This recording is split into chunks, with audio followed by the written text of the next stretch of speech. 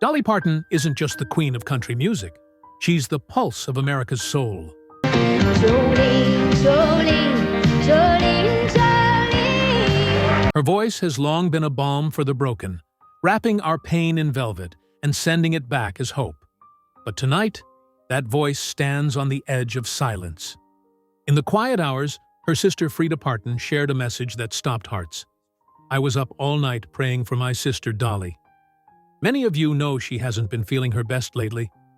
I truly believe in the power of prayer, and I've been led to ask all of the world that loves her to be prayer warriors and pray with me.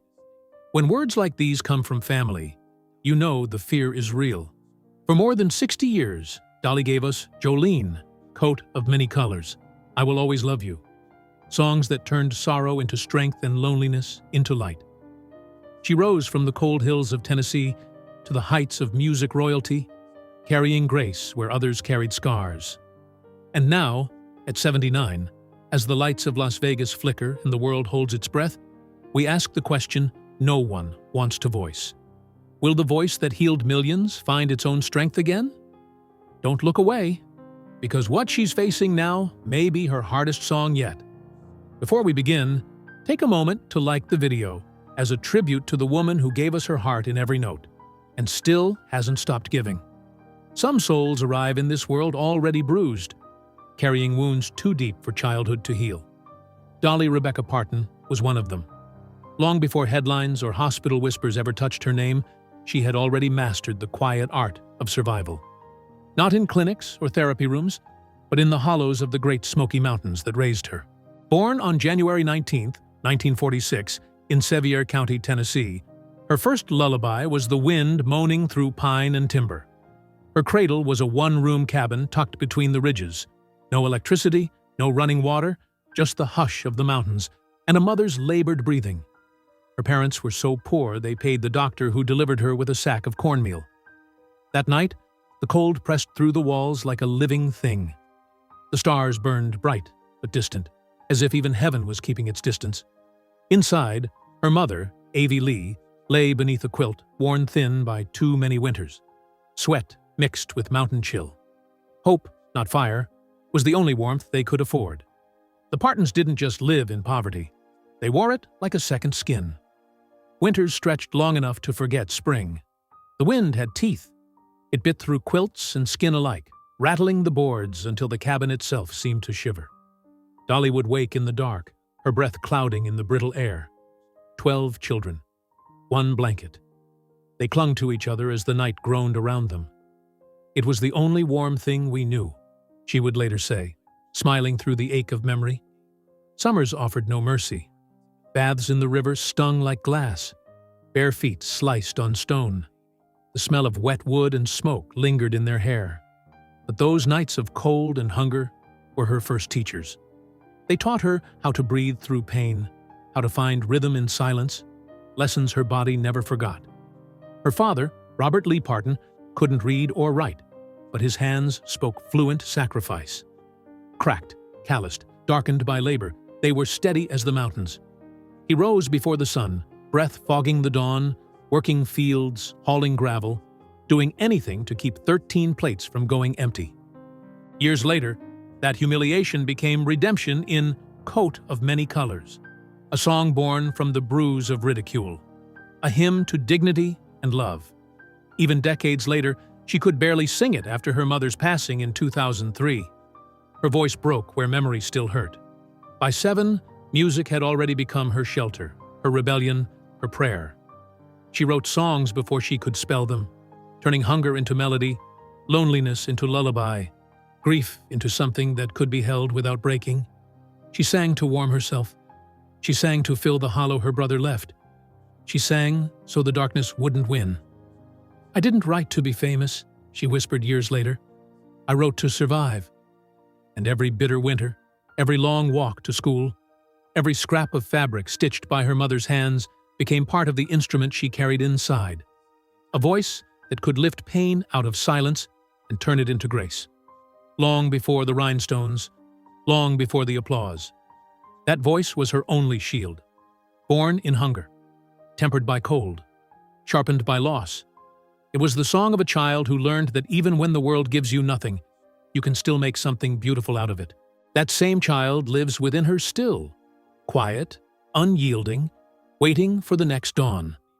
Because for Dolly Parton, music was never just melody. It was survival. And every time she sings, even now, somewhere deep inside, that little girl from the Smoky Mountains still hums through the dark, defiant, tender, and unbroken. No one could have imagined that the barefoot girl singing into the winds of Tennessee, her voice echoing through the folds of the Great Smoky Mountains, would one day stand beneath the world's brightest lights. Back then, her audience was the forest, the trees, the creek, and the echo of her own faith. Her songs rose like smoke into the hills, soft but impossible to break. By the time Dolly Parton was 10, the fragile girl with the mountain voice could stop strangers in their tracks. In 1956, she began traveling with her uncle Bill Owens, chasing radio towers and backroom studios like fireflies in the dark. Their car was old, the gas tank half full, but their dreams overflowed. The suitcases they carried held more songs than clothes. Sandwiches wrapped in wax paper, notebooks blurred by rain, and a hope so heavy it bent the air around them. They slept on borrowed couches, church pews, and sometimes the back seat of a tired Chevy parked beneath the Tennessee sky. It was exciting, hungry, and heartbreaking all at once, she would later say. There were nights when the stars looked close enough to touch, mornings when frost clung to the windows, and the only warmth was a melody. Her childhood was rich in dreams and poor in everything else. By 1974, the choice she feared most became the one she could no longer avoid. She walked away from the man who had opened every door, and the show that had defined her name. It wasn't rebellion. It was survival. That farewell wasn't shouted. It was sung. I will always love you, rose like a prayer. A love letter stitched together with pain, too tender for anger. I cried all the way to the top of the charts, she admitted years later, and she meant it. The song didn't just close a chapter. It buried a part of her heart. When the applause came, it hurt, because success born from loss feels more like mourning than triumph. Behind the curtain, she stood alone, mascara streaked, chest rising with sobs, whispering to herself, "You did the right thing." But Dolly had already proven her power long before that goodbye.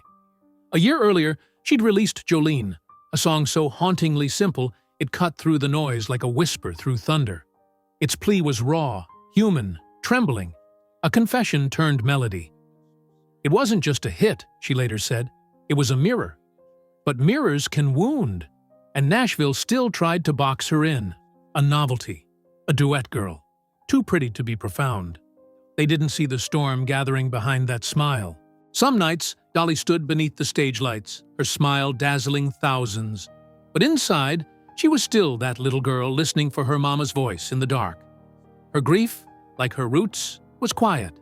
She was raised in a home where sorrow was carried silently, like a stone tucked in a pocket. Always present, never shown. She mourned the way her mother had taught her, privately, deeply, in the quiet spaces between concerts and interviews. Friends recalled finding her backstage, sitting alone, the original coat of many colors laid gently across her lap. Her fingers traced its seams like a map leading back to the cabin of her childhood. That coat had once warmed her when winter bit through thin walls. Now, it warmed her heart when the world felt cold. She remembered her mother's laughter echoing through smoky mountain nights, her soft voice singing over the crackle of a wood stove, her gentle words stitching faith into her children. We may not have much, but we have enough if we have love. In time, Dolly spoke of her mother not with tears, but with reverence. My mama is in every good thing I've ever done, she told audiences, her voice trembling but proud. She shared stories of Avie Lee's wisdom, how her songs hummed between chores, how she turned a worn apron into comfort, a hymn into healing. Dolly said she still dreamed of her. And in those dreams, her mama wasn't gone. She was home. Then, in December 2018, that harmony was broken. Floyd Parton died at 61, and with him, something in Dolly's rhythm fell silent. This loss didn't echo like the others, she said. It was sharper, stranger, A silence I couldn't set to music. He understood her heart better than most. He knew what I meant before I said it. When he was gone, that unspoken language disappeared too. There were no televised tributes, no award show montages, just a short family statement and a quiet funeral. No microphones, no spotlights. The Partons gathered not as icons, but as children, mourning one of their own. In a small chapel nestled in the Tennessee hills, they sang Rockin' Years one last time. No harmony rehearsed, no accompaniment, just trembling voices rising in the air, breaking and reforming like the mountains themselves were listening. You could hear the ache in every word, someone said. The kind of singing that only happens when hearts are breaking in real time. In the months that followed, friends noticed a shadow following Dolly wherever she went. She kept working, writing, recording, smiling for cameras, but her light felt softer, dimmed by absence. Floyd had been more than a collaborator. He was her bridge back to the barefoot girl who once sang to the hills. Losing him was like losing the map that led her home. Some nights, Dolly stood beneath the stage lights, her smile dazzling thousands. But inside, she was still that little girl listening for her mama's voice in the dark. Her grief, like her roots, was quiet. She was raised in a home where sorrow was carried silently, like a stone tucked in a pocket. Always present, never shown. She mourned the way her mother had taught her, privately, deeply, in the quiet spaces between concerts and interviews. Friends recalled finding her backstage, sitting alone, the original coat of many colors laid gently across her lap. Her fingers traced its seams like a map leading back to the cabin of her childhood. That coat had once warmed her when winter bit through thin walls. Now, it warmed her heart when the world felt cold.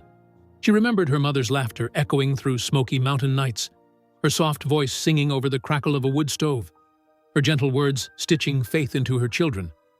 We may not have much, but we have enough, if we have love.